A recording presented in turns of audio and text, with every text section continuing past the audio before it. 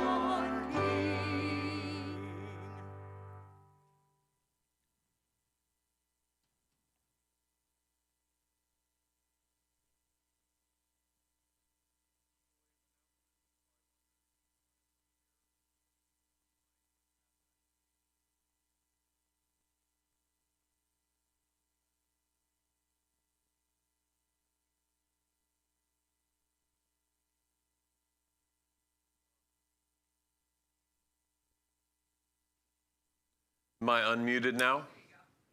Okay. Sorry for the technical difficulties. For people online, my dad is here. He's in the back of the church. My dad's famous saying used to be, and we still laugh today, is, you go ahead and take a break. I'll stay here and make some phone calls. And that's what my dad used to always tell us as we left. And legitimately, my dad would stay here and make phone calls and keep working. So, but he said it in jest to us. Well, tonight, my dad gets to go ahead and relax and stay home while we make some phone calls. No, you just sit in the back of the church and enjoy and hang out. I'll just make a few phone calls. So just trying to make my dad, just trying to stick it to him before we end 2020. So as far as announcements and prayer requests, there's a lot of prayer requests. My dad has a litany, a big, huge list. We ask that you keep praying for those.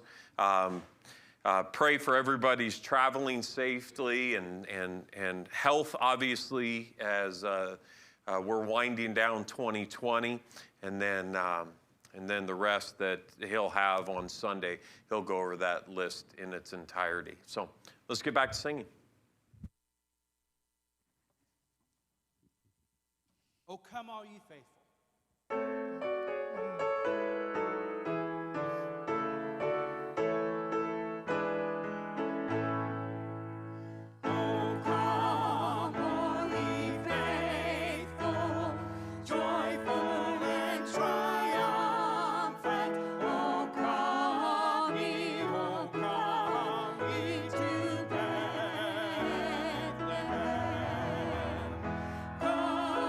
Come and behold.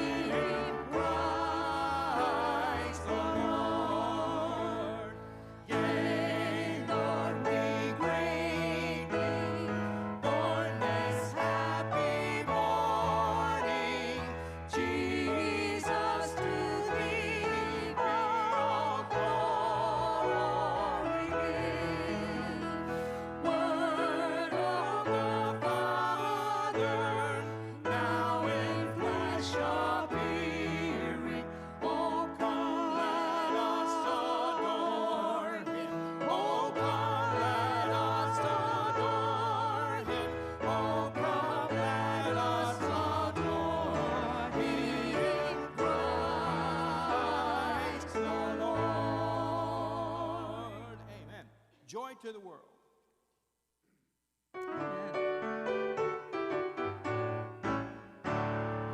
Joy to the world, the Lord is come. Let earth receive her King. Let every heart prepare Him room. And heaven and nature sing, and heaven and nature sing, heaven and nature sing. Joy to the world, the Savior reigns. Let men their songs employ. While fields and floods, rocks, hills and plain, repeat the sounding joy, repeat the sounding joy, repeat the sounding joy. He rules the world with truth and grace, and makes the nations prove the glories of His righteousness, and wonders of His love, and wonders of His love, and wonders of His love.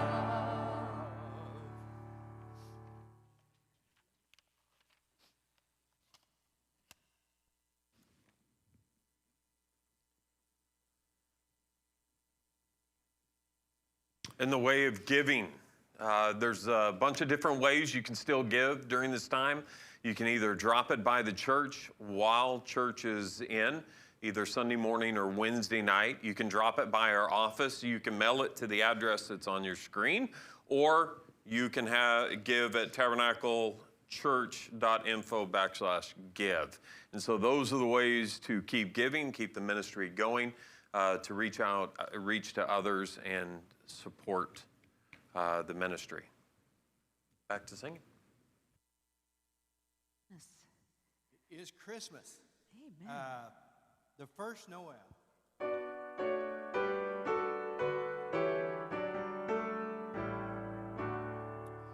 The first Noel, the angels did say, was to certain poor shepherds in fields as they lay, in fields where they lay keeping their sheep on a cold winter's night that was so deep.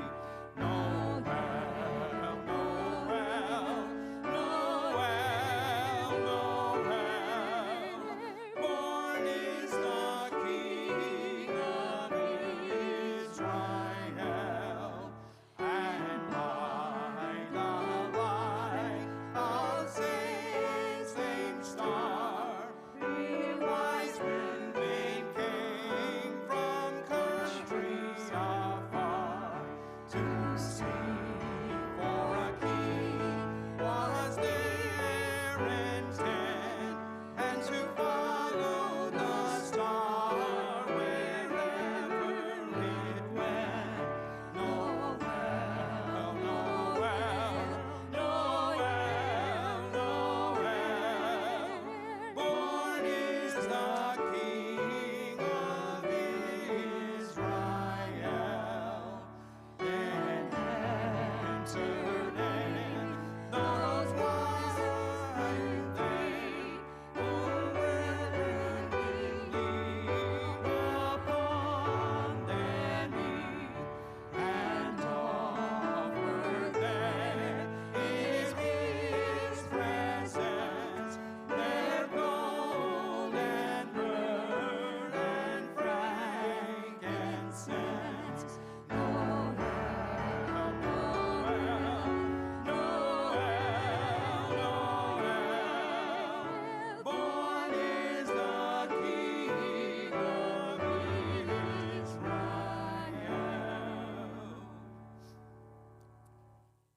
O little town of Bethlehem,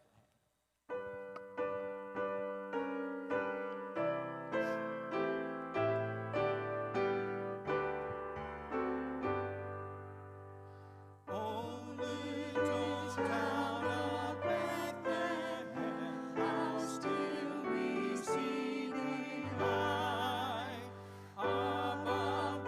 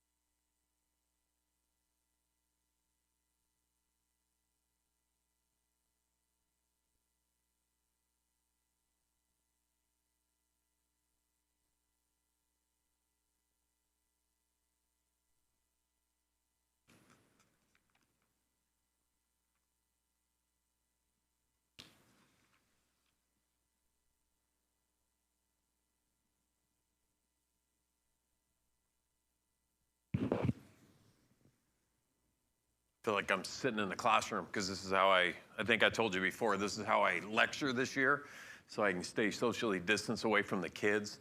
Usually I'm out in the class, running through desks, trying to make points, writing all over the board, but this year I'm, so this is how I feel. Dad asked me last week if I could cover tonight, and I said sure, and it was nice because I had some time ahead of time to prepare. But then as I started studying a little bit a few days ago, I'm like, oh my goodness, this is sort of a big service. Not that it's more important than any others, but we're 2 days away from Christmas. And usually that doesn't fall on a calendar where I have to be behind the pulpit. Usually that's, Dad's. And then we're ending this year really soon. And so not only do we have Christmas, but we've also got the end of the year. And in my lifetime, ending this year is like the greatest thing ever. It really is. I don't know if we've ever wanted, as a collective group, for a year to end more than 2020. I'm like, I want to see it's like, 2021, ooh, really it's 2020. It has been a doozy of a year. If you haven't lost somebody close to you, you're lucky. Whether it be from, COVID related or just in general, it's been a year full of seeing our loved ones, go to a better place. But it's been tough for us that are here. Just the economic times, I'm not about taking government money, but can we please get that up from 600 to 2,000? And I don't care how you think about it, because I'm not about government handouts either. But if we're going to be giving out money, can we increase that? I wouldn't mind for our staff here, for people in our church. I was just thinking that would go from $1,200 to $4,000 for my wife and I. Looking at my kids, it's like, my son's trying to start his career, and my daughters are in college. It's like let's increase that. It's a whole lot. So between the two events of Christmas and ending 2020, it's like, oh my goodness, what do you focus on? And so I decided to go both, because I was having a tough time nailing it down. I looked at, okay, do I do part of the Christmas story and not put a new spin, because you can't put a spin on Christmas. There's one reason for Christmas, and that's it. And we just celebrate with all of our other traditions because it's really fun and it's okay to do, but we never lose sight of what Christmas is about. And I'm like, man, but of all years, it's like, yeah, you can focus on Christmas, but then you've got this other. So I decided I was going to sort of combine them. And really, more than ever, even though it's the end of 2020, and you can ask my wife this, I am looking forward to Christmas more this year than I think I ever have. And I've explained it to a lot of people. It's the first time in 25 years I haven't had a basketball season. Whether as an athletic director, because I did take 5 years off of coaching basketball here, but as an AD, we still had tournaments going on, we had practices going, and so even though we had 2 weeks of Christmas break, as an AD, you always had something. And then for 20 years, I've been coaching. So we get 4 days off for Christmas, then we're right back at it, usually either the day after Christmas, the 26th, or 2 days after the Christmas, the 27th through 30th. My boys' team's usually in a tournament. And so it's like you get to celebrate Christmas, and then it's like the next day you're focused on, let's try to win some ball games. And so because of 2020, I have no basketball right now. And as Miss Kim, our girls coach, and I had discussed, it's like, what do we do with ourselves? Like, freedom for all these years, we've never known it. And as I told my wife, I said, this year I'm really, really looking forward to Christmas. I think she's sick of dancing in the kitchen with me. already. I really do. I think she's sick of me being home already because I've either done a project or, just annoyed her. But it has been, I've really wanted to take in this time more than any other year, and trying to see all the bright sides. And for me, I've got kids that are older now, and you don't know how long they're going to be in the house. Parents that have been through this, you'll understand. It's that transition where you still worry about their safety, but yet they're starting to make decisions on their own.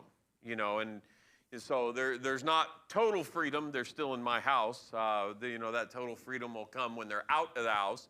But the reality is they're getting older, and I know those times of one or two or all of them being drug away on Christmas Day to somebody else's house is sooner than later.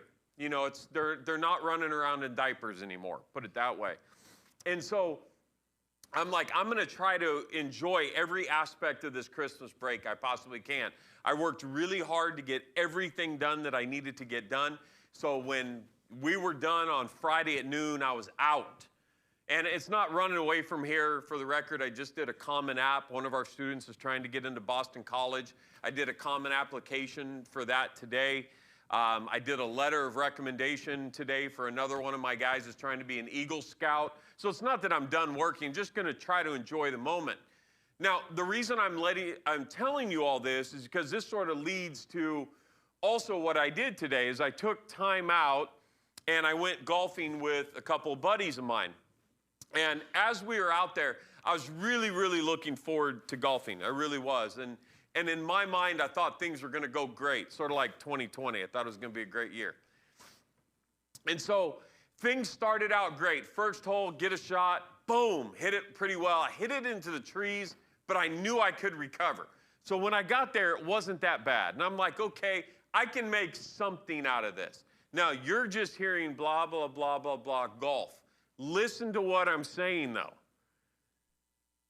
Everything I'm telling you, these shots, these reactions, is what's happened in 2020 in life. So I hit this shot. It's decent. It's sort of through trees, but I know if I can clear through the trees, I can get to the green.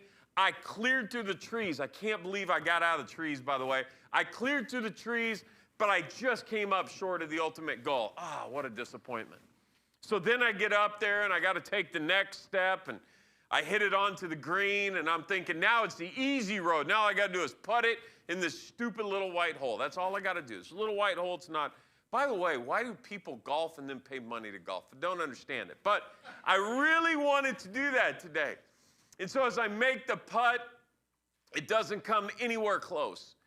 And I'm thinking, man, if this continues, this is going to be a long 2020. I mean, 18 holes. And so I missed the putt, finally got it in the hole, and once I actually achieved the goal, it's like, oh, I accomplished something. I felt a little good about myself. Well, guess what? There's hole number 2. Now, if you think about this, you think golf, this is no joke. I'm sitting there supposed to have time with my buddies enjoying Christmas break, and I'm thinking about biblical principles in stupid golf. I really was. I'm like, this is life at its finest. So I get up, the next one's a par 5, and I'm like, man, we're only in the second hole. It's about 40 below outside. How in the world do they expect me to swing a club as hard as I can and hit it far out there? Well, there's challenges in life. You just got to go for it, even if you're not ready. And so I went for it, and I hit a really, really good shot, and then I didn't hit a good second or a third or a fourth. And then we got to the third hole, and I got a par, and I'm like, yes, this is why I golf right here. But I was just disappointed by the 4th tee off that went into a creek, but there's no water, so I was able to retrieve my ball. And then this just kept going and going. I mean, some shots were just absolutely great. Like this is what you signed, like you're playing a video game. That was so nice. Other shots, I had one shot I hit, probably the best shot I had hit of the day. And I went and I could not find it in the fairway. And it was over a hill, like you hit over this hill and it drops down. The ball was not there. And my buddy would have told you, I have no clue where it is. Well, we think what happened is the guys next to us had hit into our fairway and then probably grabbed my ball by accident. And even when I gave it my best and I thought I succeeded, I went up and I was disappointed. There was no ball. I had to drop another ball and hit it. I didn't take a penalty stroke, so don't tell the PGA. But I'm like, that way all day long. Honestly, golfing felt like 2020. There was a bright spot and then 6 disappointments. Bright spot, 4 disappointments. Bright spot, and it was like 2020. It's like you sort of hone in. You realize that Christ is in control. You get a great mindset, and then you walk out and you hit another bad shot. And it's like, oh my goodness, golf is the exact same way. Now, I have a point to this because I'm going to come back around to my unbelievably great golf game that I had, and I'm going to end with the final story of why it makes so sense to use that example. But there are 2 main things going on right now. We got Christmas in 2 days. We got the end of 2020. Let's cover the end of 2020 first.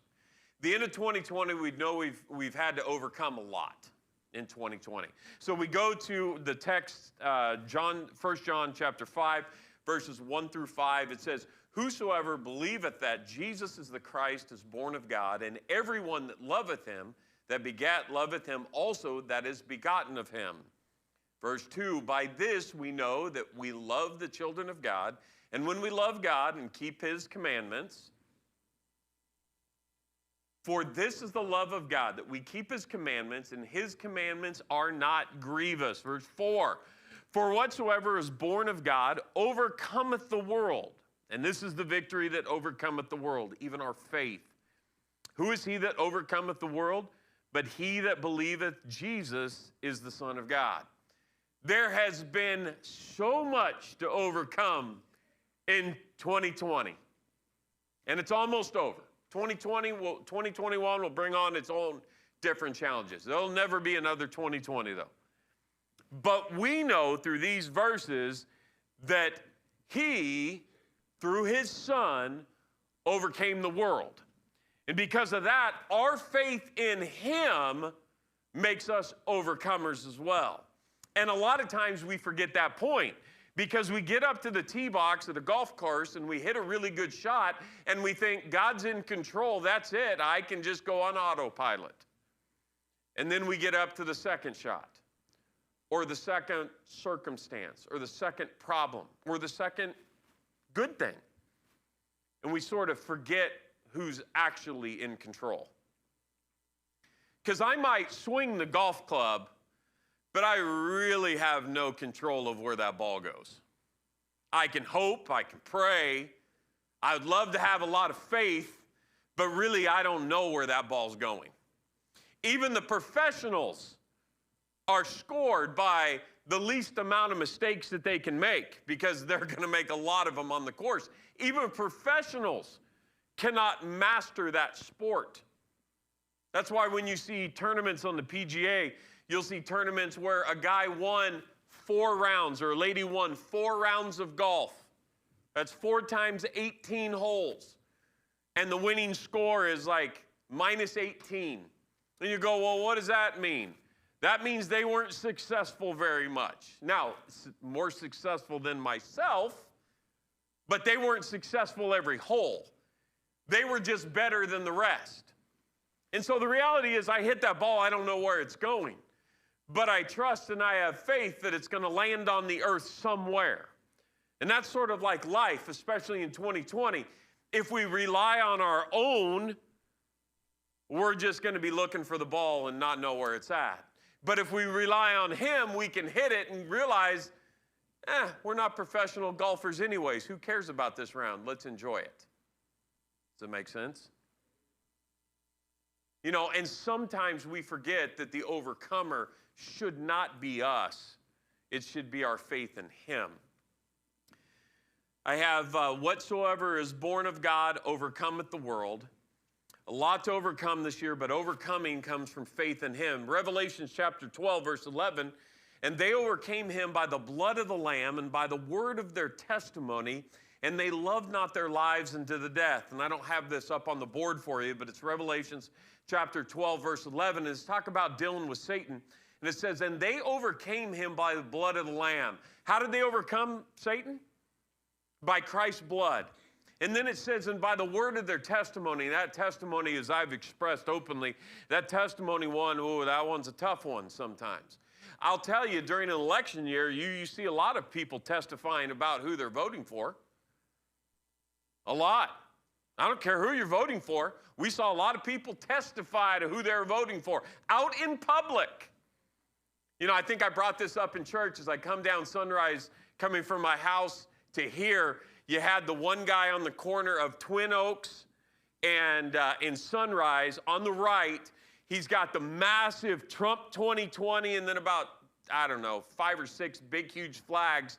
And then his neighbor, which probably hates him, right, if you've been on Sunrise in Twin Oaks, you know what I'm talking about. His neighbor, right up against their fence, he has this really high banner, and it said, Bernie 2020.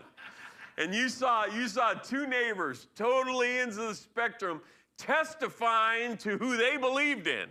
Now, I will tell you, the funny thing about the Bernie one is about the time the Democratic primaries were over, that Bernie sign had been overtaken by Ivy, and all you saw was ER. That's all you saw. If you've driven by there, you know what I'm talking about. And right now, that corner with the Trump 2020, he's down to about a sign and a flag. And so, but both of those guys, even though they were neighbors, they were testifying who they were going to vote for. And a lot of people. I've seen, teaching my government class, I've got the one good thing about the election I can tell you. In all my years of teaching, I have seen students more actively involved in politics than I have in 25 years of teaching. Whether that's the social media influence or the talk at home or the Trump factor or, you know, whatever it is, I had kids talking, coming to class, Coach, what's the 25th Amendment? You know, we heard that early in Trump's presidency. What's the 25th Amendment? You explain it to them, and they'll go, what? They can do that? Yeah, they can do the 25th Amendment. If you don't know, look it up. But it was one of those things from 2016, you started hearing the 25th Amendment. And then we started getting to what age they could vote and why that was important and all this kind of stuff.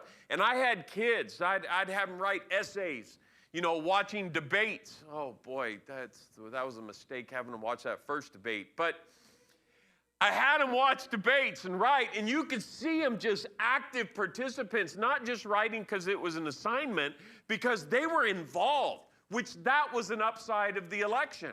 It was an upside of this. We've got the next generation, at least coming out of Valley Christian, that know where they believe based on what they've researched, what they've discussed with their parents, and what they've got from this.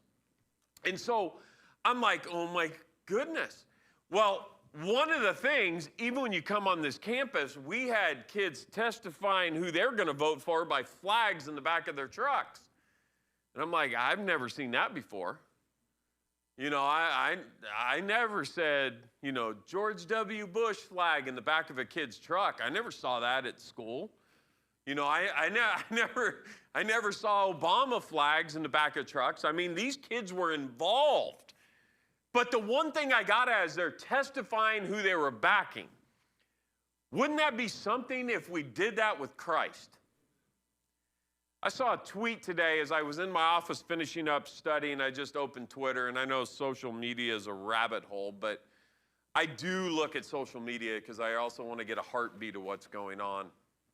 And I saw a tweet, and when it's quote tweeted, it means it shows their original tweet, and then the person that is resharing it has put their comment above so you can see their comment and the original comment. And so I saw one of the persons I follow. He used to be a local journalist in this area for sports. He now lives in San Diego.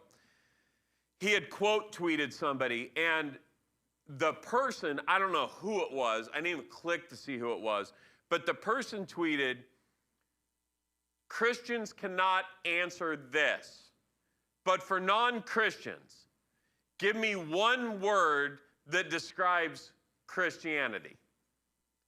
And then everybody was supposed to respond with the one word. If you're not a Christian, the one word that was, a non-Christian right now in 2020 would describe.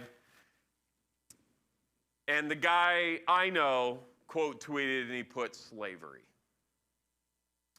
And then I started looking in the comments of the original tweet, and it was hypocrite. And it just went on and on and on and on. And I'm like, is that how the lost see us? Then we're not testifying the right things loud enough. Because the reality is they're supposed to see him and us. And a lot of times people see other things than Christ. The one thing I've tried to do as an athletic director, as a teacher, as a VP here, as a CIF guy, back when I was a youth pastor, I've always tried to have people see Christ in me. That you might be against Christianity, but you might not be against me. Because the same things you'll say about Christians, you love me, and the same goes for my dad as well. Or you love pastor, but you don't like church people. Well, guess what? When they talk to us, there's no doubt who we serve. And it's the same for hopefully for everybody. But it's amazing how many people will bash Christianity, but boy, they love Pastor Gunner. Why? Because people should see Christ through us and not something else. And that's the goal. And it says here that, and by the word of their testimony. How did they overcome? By their testimony. Who did they serve? Now, I have no problem with anybody posting anything political or anything like that. You're grown people. You can do whatever you want. But if you ever go to my social media pages, you'll never see it. You'll never see it. Now, I'm not telling you not to do it. That's your choice. That's you. Because you can answer for you. I answer for me. And I never wanted that to be a divisive thing. Now, do I believe a lot of the stuff that is shared by people that are connected to this ministry? 100%. And I just said it on YouTube, so it's out there. I believe in 100%. But I never wanted that to be my focal point. I never wanted people to get upset or not see the light of Christ because who I was going to vote for. And I think it's pretty evident who I voted for. I never told the kids in my class, but they can figure out who I voted for. But I never wanted that to be an issue. And you say, oh, well, I post. No, that's fine. I'm not telling you. I'm saying in my thing, what I do, what's a conviction for me is I knew I had to be a testimony regardless. And so my testimony is Christ. So you'll see sports stuff, you'll see family stuff, you'll see VCA stuff, you'll see all that kind of stuff. Because if you go to the root of it, what is it? It's this ministry, which this ministry is focused on Christ. And that's what I want the world to see. Why? Because I know to overcome, I have to have a testimony. You know, everybody's like, oh, my wife loves on date night when I don't wear VCA gear.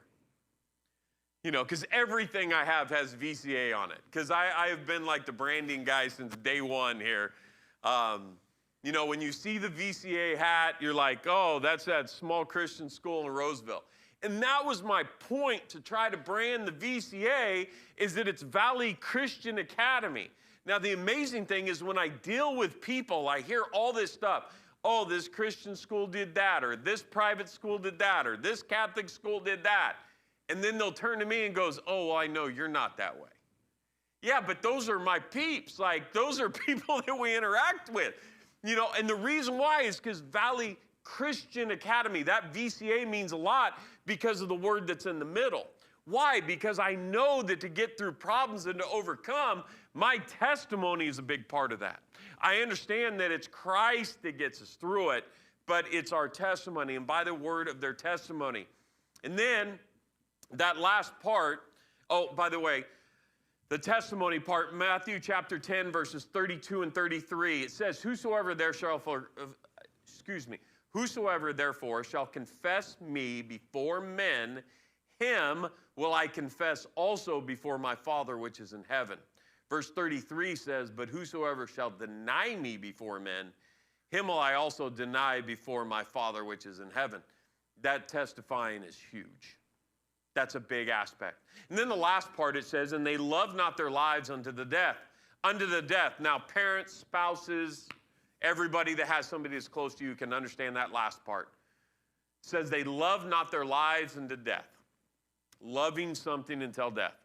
That's big. I've had a couple dreams in like the last 3-4 weeks, just probably because it's 2020, but just some freaky dreams that my wife's in trouble or something's happened to my kids.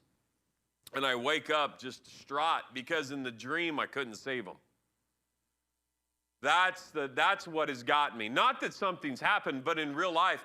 And my wife and I have discussed this because we watched a documentary about the Golden State Killer, East Area rapist, the guy that was literally arrested not too far from my house. We watched that, and I'm like, you hear about the husbands that got tied up, and then the poor ladies were just victimized, and then a lot they died, they were murdered. And a lot of people, one of the husbands that was interviewed, it was a couple that survived, he's lived with the guilt that he couldn't save his wife. So they've stayed together. They're like the only couple that this happened to that's still married to this day because the pressures of, I couldn't save my wife, through all that, it got to them, and life got to them and tore them apart, and they stayed together. And it was like, how did you do it? How did you do it? And it's like, we've had just to work through a lot, absolutely work through a lot. And so my wife and I, we discussed this. I'm like, if somebody came in here in the middle of the night with a gun and a flashlight, like, the only way something's going to happen to you is if I'm dead. But I had to think back during the Golden State Killer / East Area Rapist guy, there wasn't the knowledge that I have now that like, hey, this is going to happen. Like back then it was like flashlights on you and the guy says, be good and I'll let you live. And you sort of just did what he said. Nowadays, because more's happened, we know more. Now it's like, well, I'm going down swinging because you're going to kill me anyways. I'm going down swinging. And so a lot of these, my wife and I had this discussion that I'm like, that poor guy at the time, and he said this in the interview, I just didn't realize.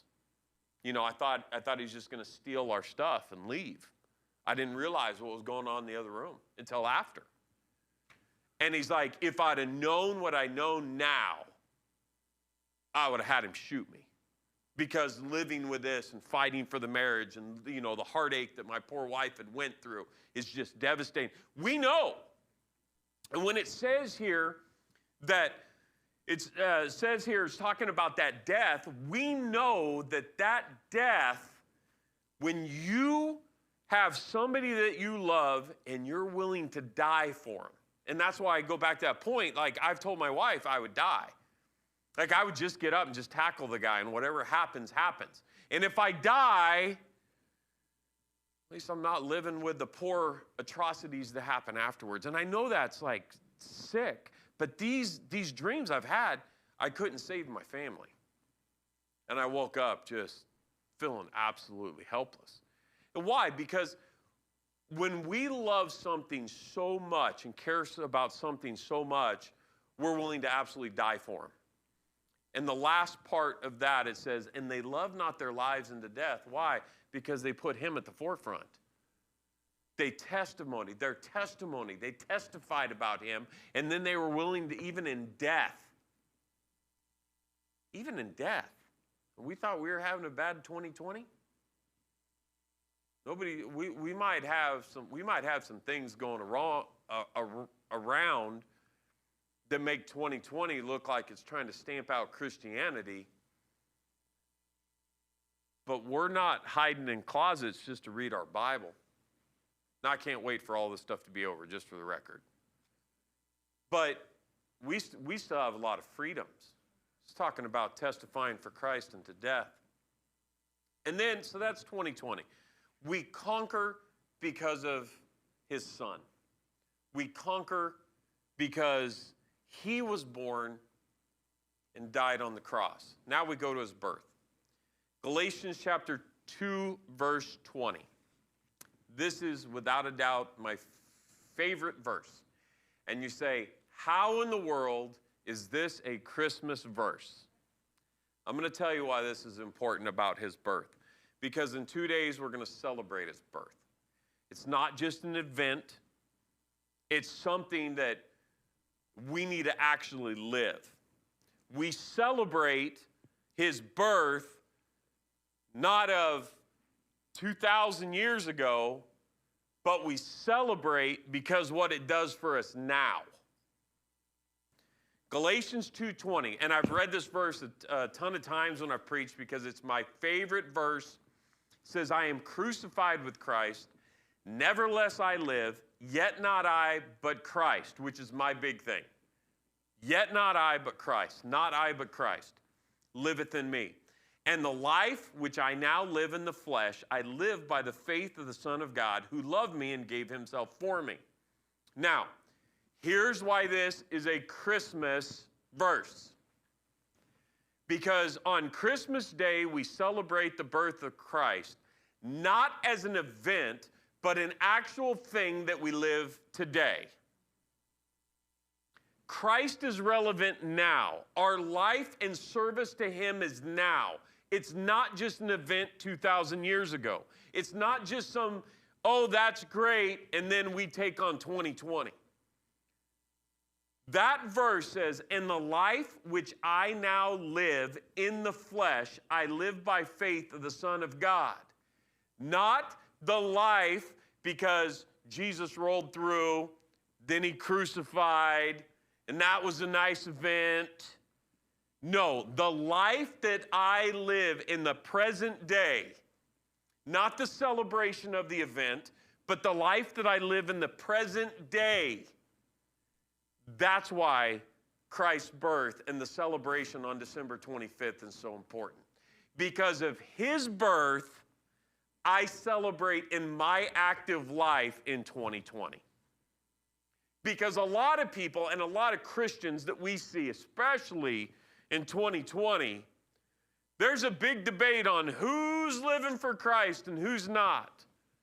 I don't care. As long as Christ knows and I have his testimony and testifying to him, who cares?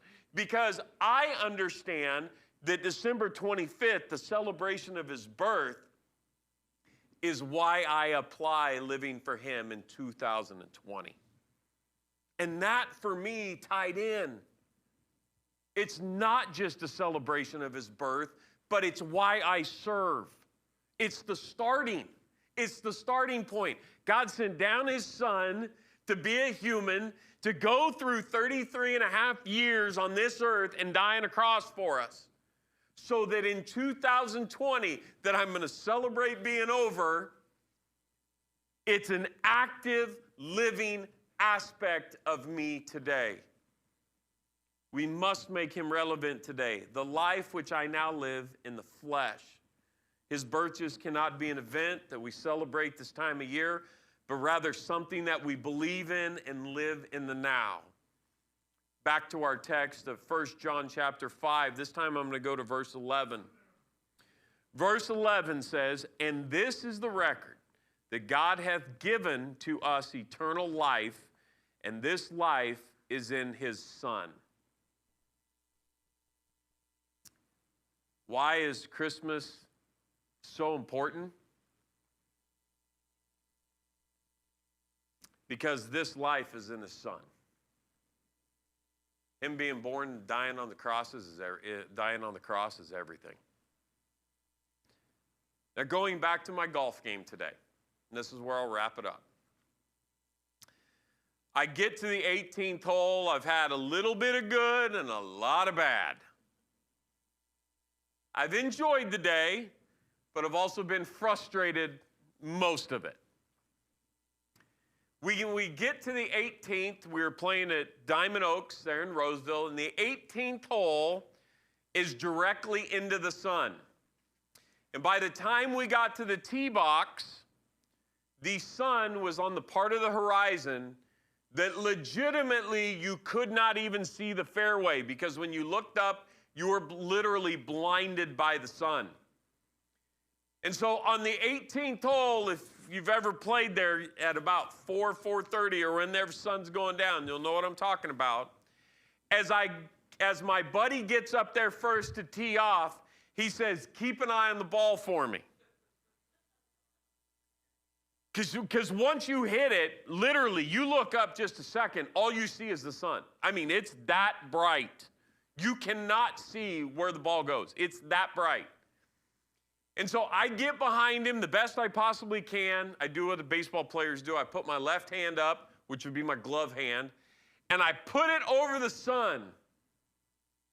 Now, if his ball perfectly goes off my middle finger in between my index finger and stays low, if it's not in this window right here, which, by the way the trajectory of the golf ball, that means it's a bad shot.